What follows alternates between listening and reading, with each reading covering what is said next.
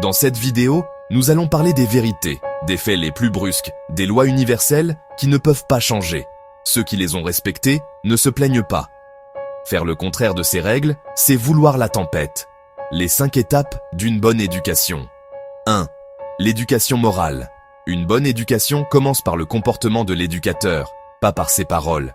Les émotions d'un parent impactent profondément un enfant. Plus de 90% des enfants apprennent en observant ce qu'ils voient.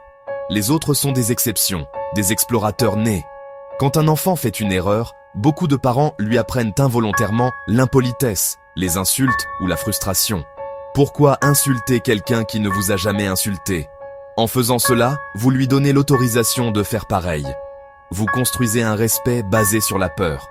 L'éducation morale consiste à montrer comment se comporter. Comment l'enseigner si vous-même vous ne vous contrôlez pas? Pourquoi 80% des disputes familiales commencent-elles par les tâches ménagères? Parce que les enfants n'ont pas appris les petites responsabilités tôt. Commencer simple, gagner gros. Entre 5 et 10 ans, les enfants prennent vite des habitudes. Faites-leur débarrasser leurs assiettes à 5 ou 6 ans. Ça stimule la prise de décision et la responsabilité. Si quelqu'un d'autre le fait toujours, cela crée un fossé social, puis de la paresse, puis de mauvaises habitudes. La plupart des disputes parents-enfants remontent aux tâches ménagères. Après 11-12 ans, les enfants se concentrent sur eux-mêmes et sont plus difficiles à éduquer. Mini-tâches, maxi-impact. Commencez maintenant. 3. Apprendre à l'enfant comment parler aux autres. Pour apprendre à un enfant comment parler aux gens, il faut d'abord réfléchir à la façon dont on lui parle. Est-ce qu'on parle avec mépris lorsqu'il fait une erreur? Est-ce qu'on utilise l'insulte comme méthode d'éducation? Un enfant apprend à communiquer en observant la manière dont ses parents s'adressent à lui. 4. La droiture. La Bible donne 2 versets essentiels. Éphésiens 6h4, Parents, n'irritez pas vos enfants. Colossiens 3. 21, Pères, n'irritez pas vos enfants, de peur qu'ils ne se découragent. Dieu demande aux parents de ne pas traiter leurs enfants d'une manière qui les blesse, les humilie ou les décourage.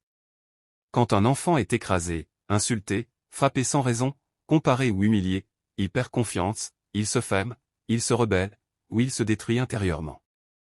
Ne pas irriter veut dire ne pas provoquer exprès. Ne pas insulter. Ne pas rabaisser. Ne pas faire d'injustice. Ne pas provoquer la colère ou le désespoir. Ne pas éduquer dans la peur. Mais ça ne veut pas dire laisser tout passer. La Bible dit aussi, élevez-les en les corrigeant et en les instruisant.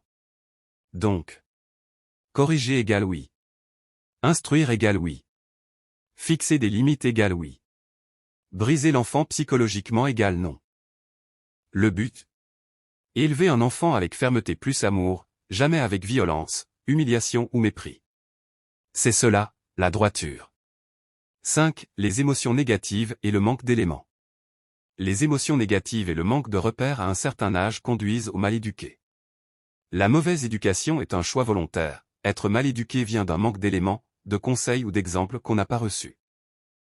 Beaucoup de parents pensent résoudre un problème en prenant une décision rapide, mais cela finit en désastre parce que l'enfant suit avant tout les actions, pas les paroles.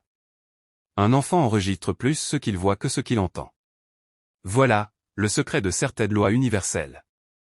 Tout commence au bas âge. Comme je vous ai dit, tout doit se faire dans les intervalles des âges respectifs, si vous ratez il sera trop tard. Il faudrait rééduquer et la rééducation est difficile.